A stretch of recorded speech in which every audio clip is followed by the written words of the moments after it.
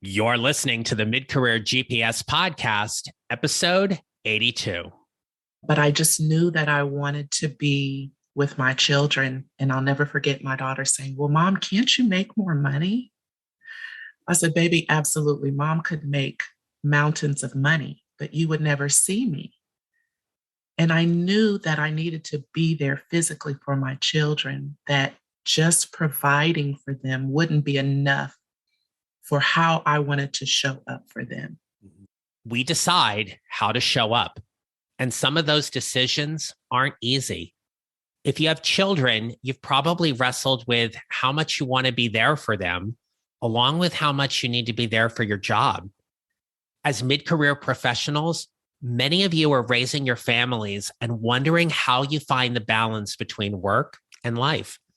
Often you hear family first, but you question what that looks like when you want to take care of your family and still be there for your team members, clients, and employer. In today's episode, you are going to meet Arla Lyles. Arla's career has taken her across multiple industries and positions, including being a substitute lunch lady, to now serving as an adult educator and coach who helps parents be better parents. You'll learn why it's important to be open to new possibilities and opportunities, how to always come from a place of value and service in your work and life, and why being mindful of who you are and what you do will help you create greater success and happiness in your life and career. This is the Mid-Career GPS podcast, and I'm your host, John Nerrell. I'm here to help you find the job you love or love the job you have by following my proven 4-step formula. It's time to start building your mid-career GPS. So let's get started.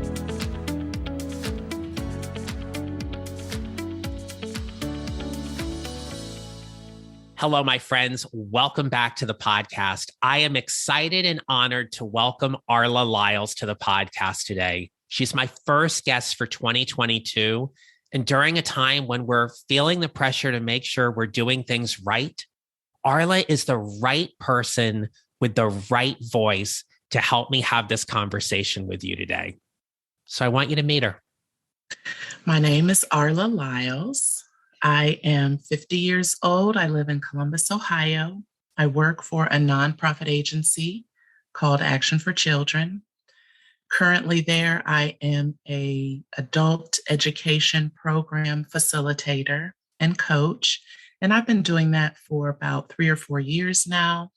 It seems to be right in line with my passion in terms of being a parent and blending that with education, and it's something I really enjoy. It's one thing to enjoy what you do. It's another thing to be mission-driven as to why the work you are doing is essential to you at this stage in your career. I remember when I was a parent of young children and how much support I felt I needed. And it quickly became a passion of mine to work with other parents, mostly because I needed their support and their guidance, but I quickly learned that they benefited from our interactions as well. So it's something I took a hold of when my children were young, and I've just kept that grasp pretty tight since then. And it's really served me and my immediate community very well. If you've been listening for a while, you know I ask all of my guests what they wanted to be growing up. For Arla, this question about what she wanted to do for a job or career growing up wasn't easy for her to answer. When I was in high school, I remember our guidance counselors wanting to help us navigate our career options. And they gave us an assessment that would help us see where our strengths were and where our interests lie. And I was surprised to see that I scored pretty evenly across the board. Nothing really stood out as a strength or a strong interest. And so I wasn't very clear about what I wanted to be. As a former school teacher and administrator, I think it's important that we give kids opportunities to explore what they want to be growing up. But at the same time, I acknowledge that it also creates a lot of pressure. It's difficult when you are confused about what you want to do. Look, when we were in high school and we were trying to figure out what we wanted to major in college, it created a lot of stress and pressure, especially if you weren't sure what you wanted to do. Or secondly, you got there and realized that wasn't what you wanted to do and you ended up switching. Truth be told, I went in as an accounting major and I could not get past macroeconomic principles. So I got my degree in psychology. And then from there, I got my degree in education. But this is part of our journey. It's why our careers take some interesting turns and pivots. Sometimes we have to lean in on other sources of inspiration to figure out what's next for us. I knew I admired my mother. I thought she was a strong woman, and I knew I wanted to embody those qualities that I saw in her. But in terms of career, I had no idea really. So it wasn't until I think I was a freshman in college, they wanted us to choose a major. I was so nervous about doing that. I never wanted to feel boxed in or locked into a career. And so I took a bunch of classes to try to figure out maybe what I was interested, what I might be good at. I took a journalism class. I thought maybe I'll be on TV and do the news. I took a medical terminology class. I thought maybe I can get into medicine. Um, None of those things seemed to stick with me. So, after feeling pressured to choose a major, I went with biology. Always enjoyed math and science. And I thought, biology is the study of living things. It's a good foundation to build onto. I felt I could go anywhere from there. And that was the perfect major for me. I enjoyed every bit of it, all the science classes, all the chemistry classes, all the math classes. So I was relieved to land in that major.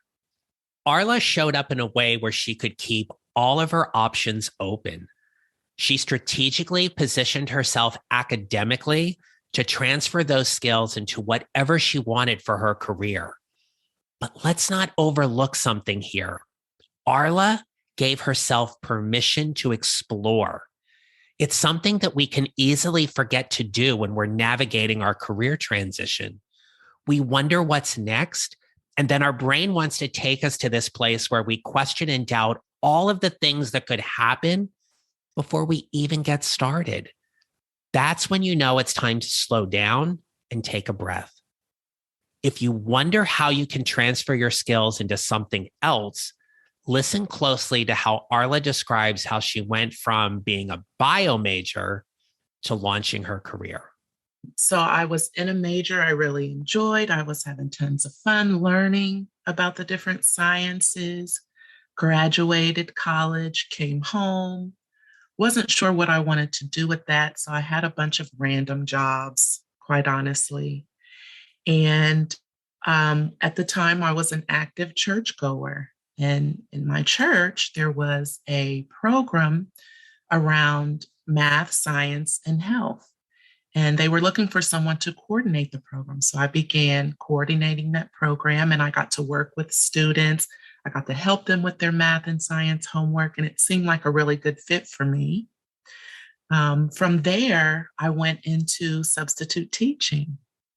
Just from my experience with working with kids, I thought, maybe this is the next step. So I got into substitute teaching, and it was, for me, mind blowing because I remember having substitute teachers. And as a student, you know how honorary students can be. We were always trying to get the substitute to run out screaming. So we would always give that substitute such a hard time. And that never happened for me, which amazed me. I just felt really led and in the moment guided in how to relate to the children, what to say, what to do, how much to expect from them. And so, to be very honest, I was yielding to that guidance. And it turned out to be such a blessed experience for me and apparently for the students as well, because I still run into some of those students who recognize me and want to check in with me. Okay. The former school teacher in me cannot let this one go because before I got my full time teaching position, I spent time as a substitute teacher, and it's not easy. And while I spent 14 years as a classroom teacher, there is something special about being a teacher and creating that bond with your students. If you ever want a lesson in receiving feedback, teach at a middle school. They don't hold back. And it's one of the many things I appreciated so much from them. But let's acknowledge that in Arla's journey, she felt led and yielded to that guidance. She welcomed the opportunities that were there for her. And not to sound cliche-ish, one thing led to another. When you trust your process, you gain the experience, and one opportunity yields the next, and so on. And then the next opportunity comes along, whether it be personal or professional. For Arla, she got married and started her family. And when she was ready to return to the workforce, she found an exciting opportunity that gave her great perspective that allowed her to come from a place of value and service to her employer and the people she worked with every day. And so I went back to the school system and began working as a substitute lunch lady. I know. And really made connections at the schools where I served. You know, I was all about building connections and building relationships.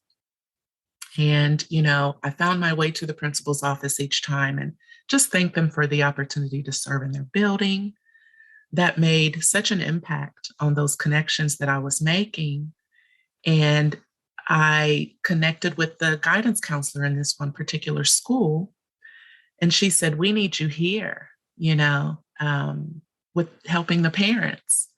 And so, I made a connection with that school. I enrolled my daughter in their preschool program, and I began working as a parent consultant at the time. And my job was really just to help parents navigate the school system, navigate the school building, connect with their teachers better, the staff. And that's kind of how I got into parent education. When I realized it was my niche, I went back to school and got a master's degree in adult education and training. And it's really been serving me well since.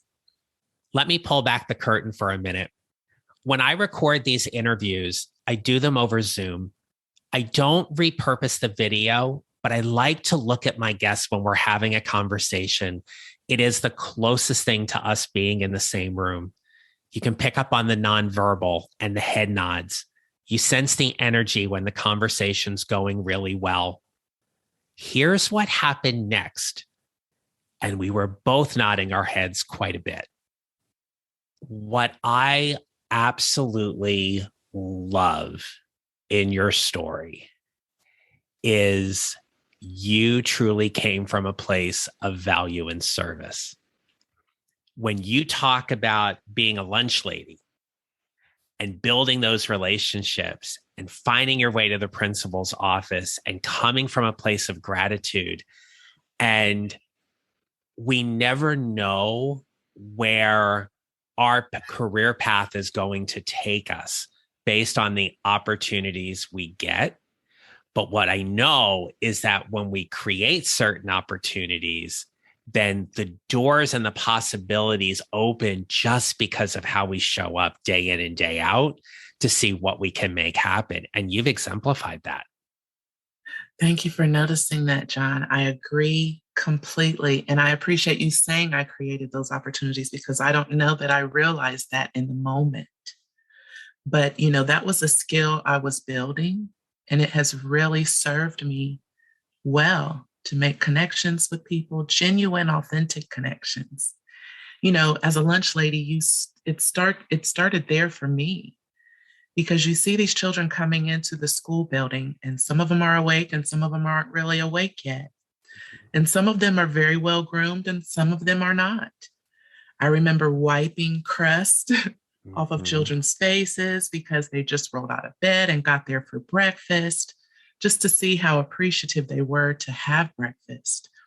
And, it just really made my heart go out to them and want to be there for them because clearly, they didn't get everything they needed to have a productive day at school before they left the house. And I still wanted them to put their best foot forward. So it gave me so much joy to feed them breakfast, to greet them with a smile, sometimes a hug, help them tie their shoe, button up their jacket, whatever the case was. I could tell I was needed there. And when you leave your infant at home to go to work, you want to do something meaningful. You want to do something that makes it feel worth leaving your child at home. Mm-hmm. And, even though I went back to work to support my family, I needed that time away from that baby as well. So it was good for my mental health to go back to work part-time, to ease myself back into the workforce. And the school system really welcomed me with open arms. It's a delicate balance between growing your career and balancing the other areas of your life. Sometimes we do it really well and other times not. And whether you have kids or you don't, being a workaholic can be detrimental to your health and career. We're going to talk about this more in an upcoming episode. So I asked Arla what advice she could give to someone who was trying to find that balance between their careers, taking care of their family, and ensuring that they were making the right choice. And those choices are always rooted in sacrifices.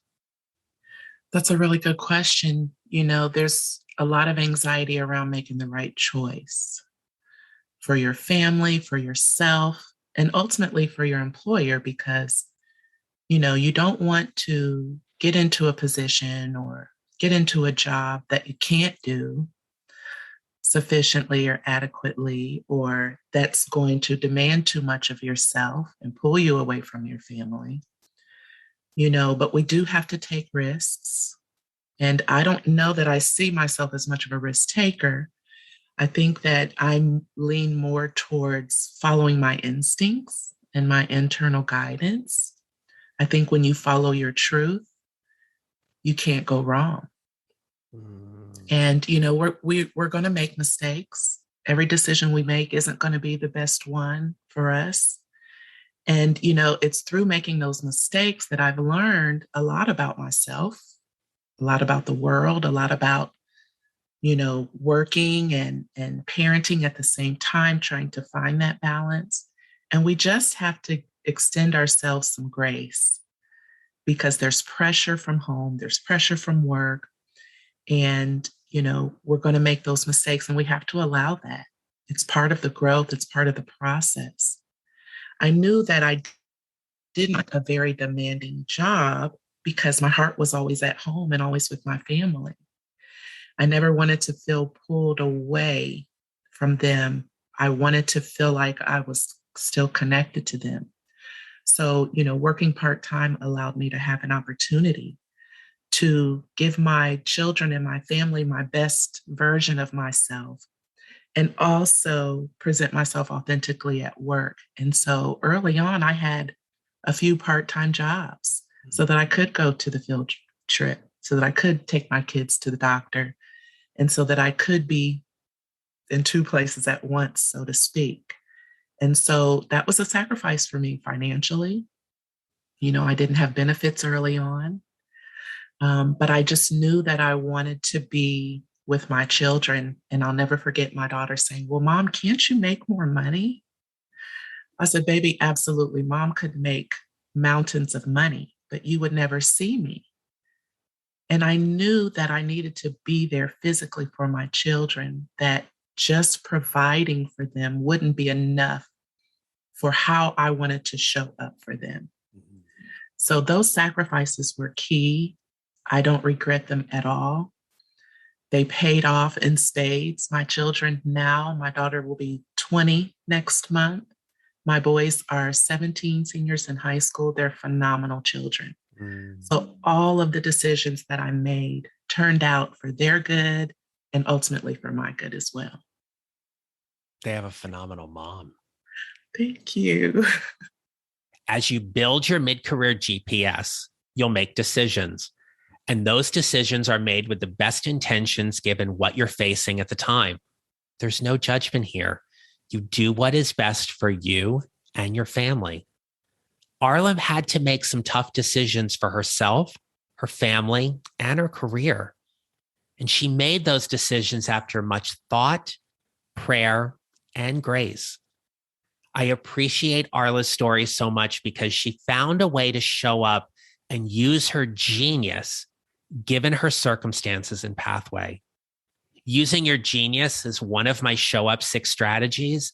And when we tap into our genius, we're clear about the kind of work we want to do and are called to go do it.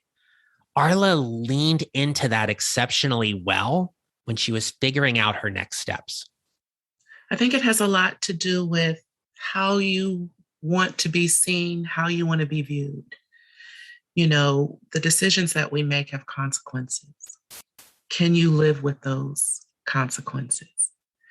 You know, if I had chosen to be a career woman, I don't know if my children would be as grounded as they are. Mm-hmm. You know, I'm their first teacher. So if I ground myself, they have a better chance of being grounded as well, which is so important when they go out into the world as adults.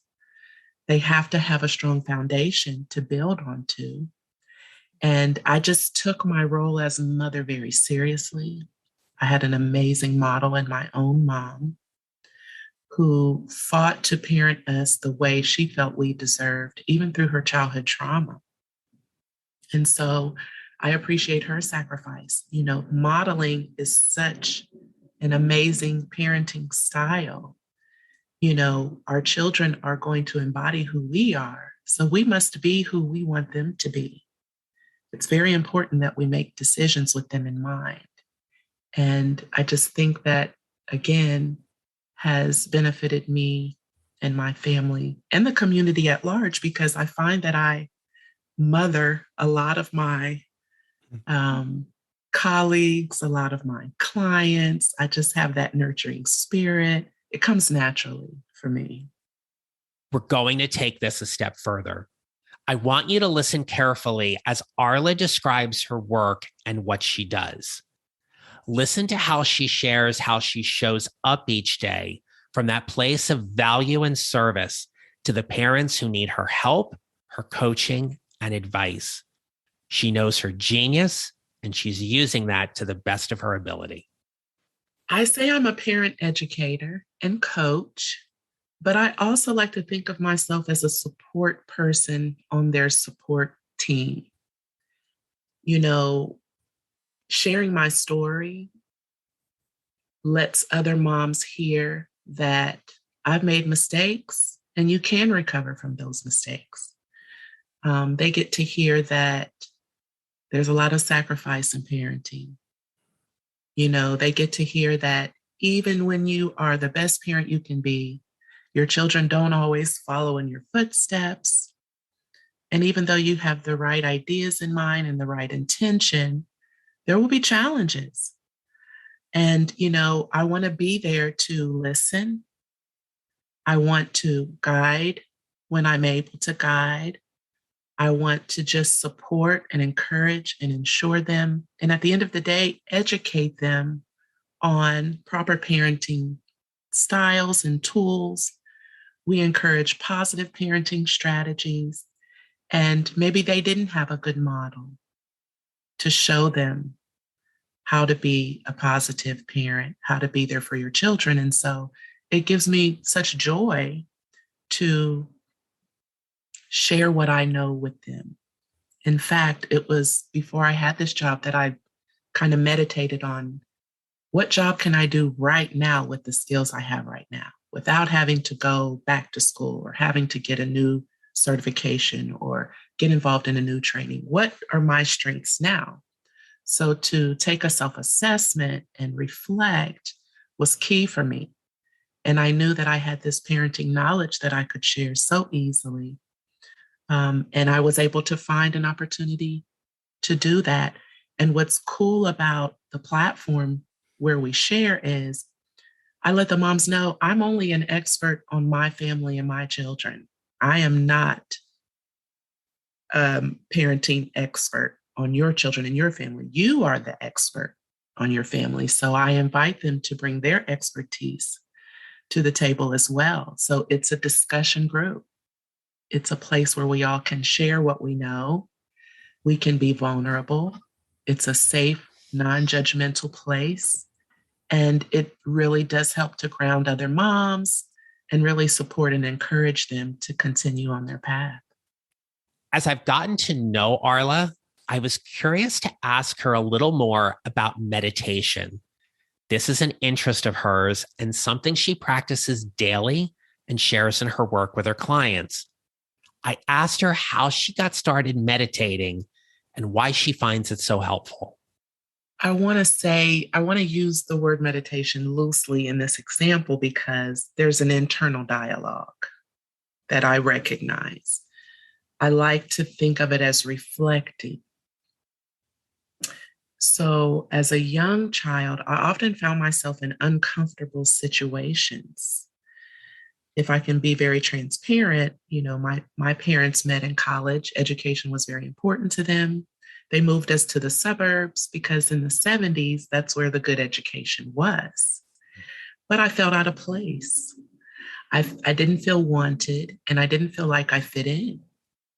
And so I quickly learned to assess my surroundings, reflect on what I was seeing and hearing and feeling in order to navigate where those safe places might be. What should I say and do in these situations to keep myself safe and feeling safe? And so the internal dialogue began. I started examining myself. What am I doing wrong? What am I doing right? How do I avoid the negative attention and only receive the positive accolades?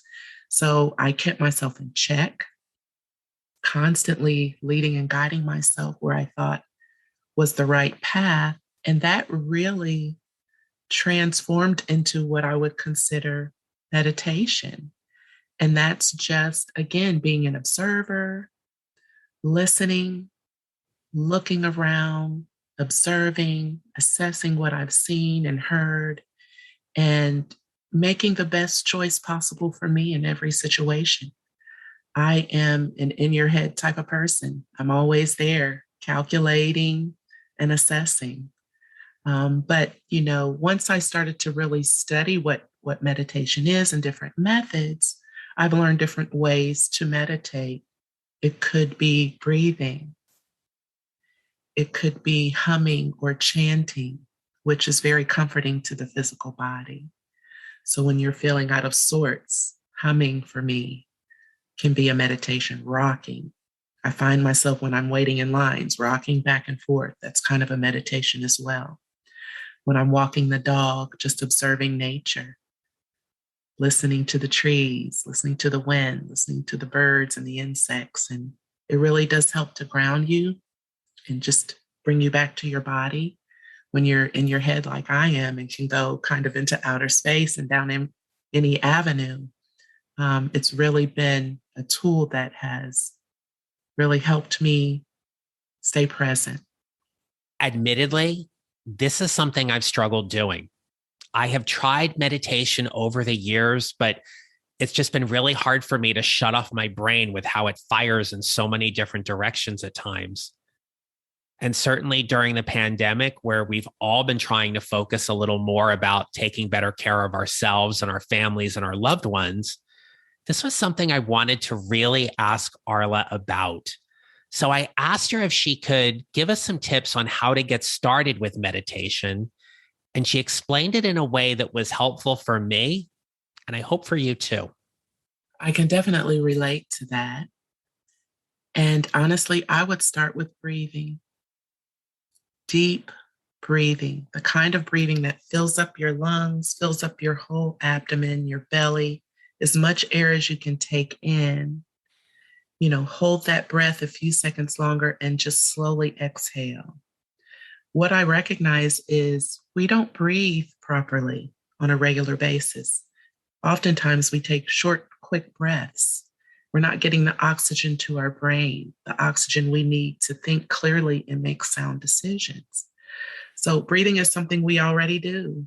All of us know how to do it, but to take in more air and slow down, maybe close our eyes, I think that's the perfect place to start. And oftentimes we recognize that the benefit of taking those deep breaths.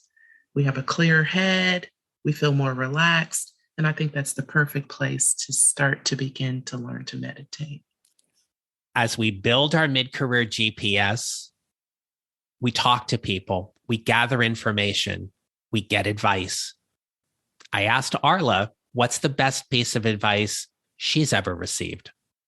I think the best piece of advice someone ever gave me is just to allow yourself to make mistakes, allow your children to make mistakes, because there's so much to learn in that process of making mistakes. We all do it anyway, but oftentimes we pressure ourselves.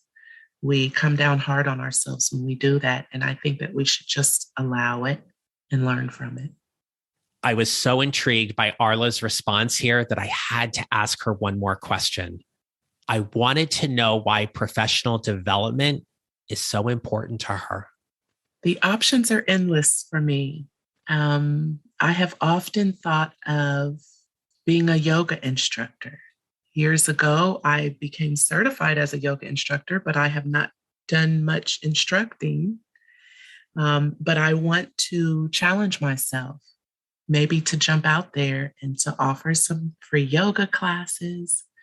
I recently was involved in a coaching training opportunity where I'm learning to be a better coach.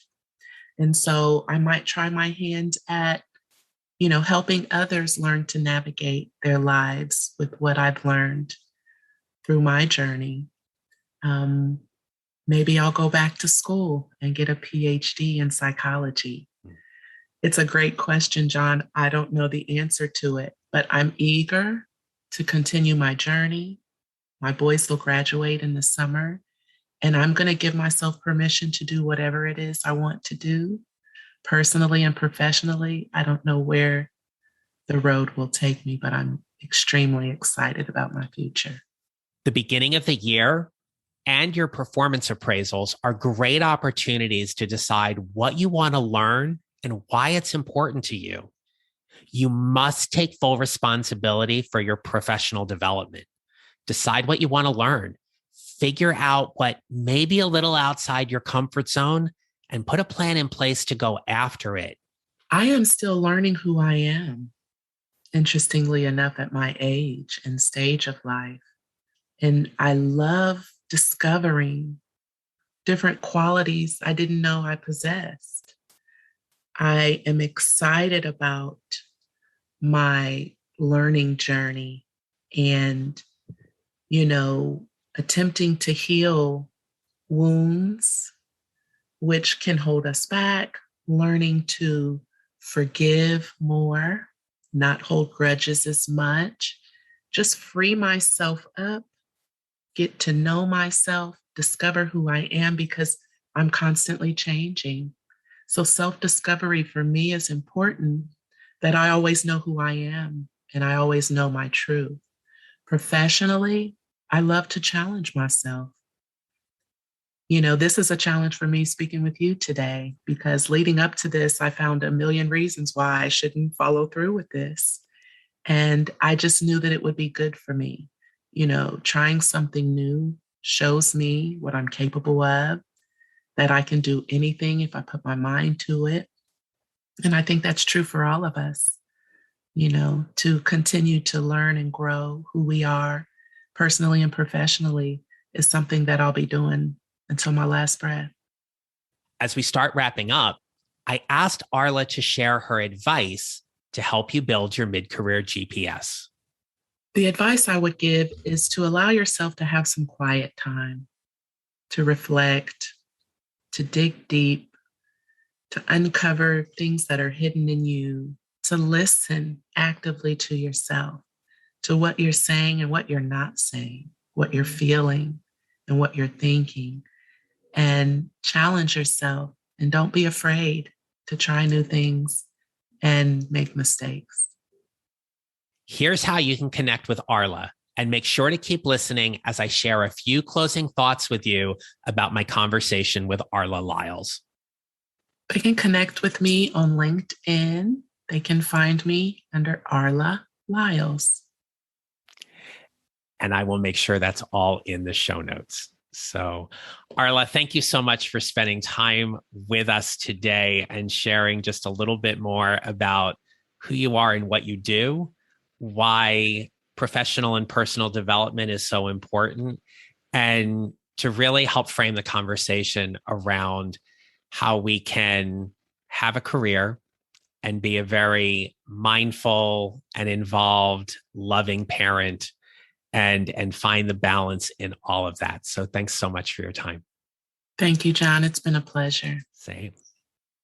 I was introduced to Arla through a mutual friend, and wow, did she bring it today.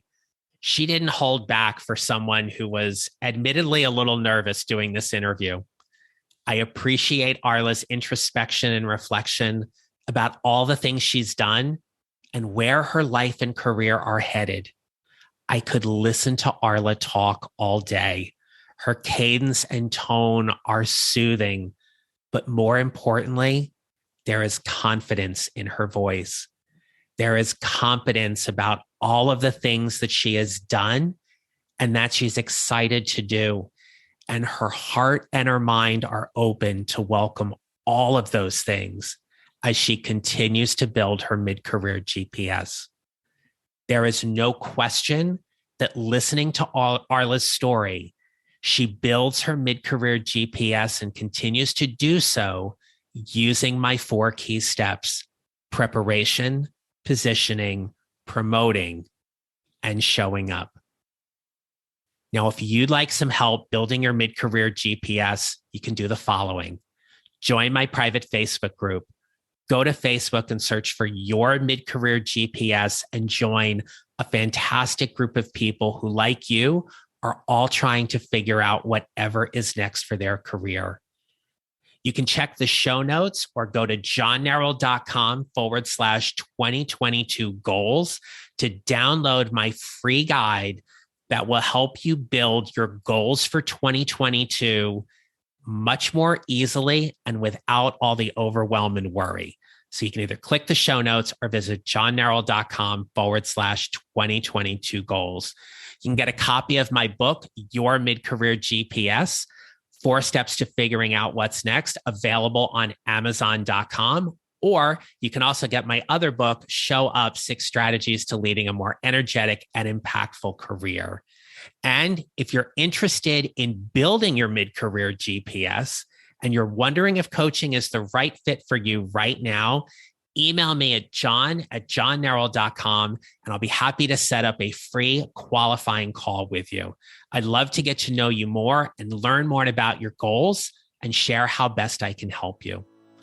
So my friends, I hope you enjoyed my conversation with Arla Lyles today. And lastly, remember, you build your mid-career GPS 1 mile or 1 step at a time, and how you show up matters. Make it a great rest of your day.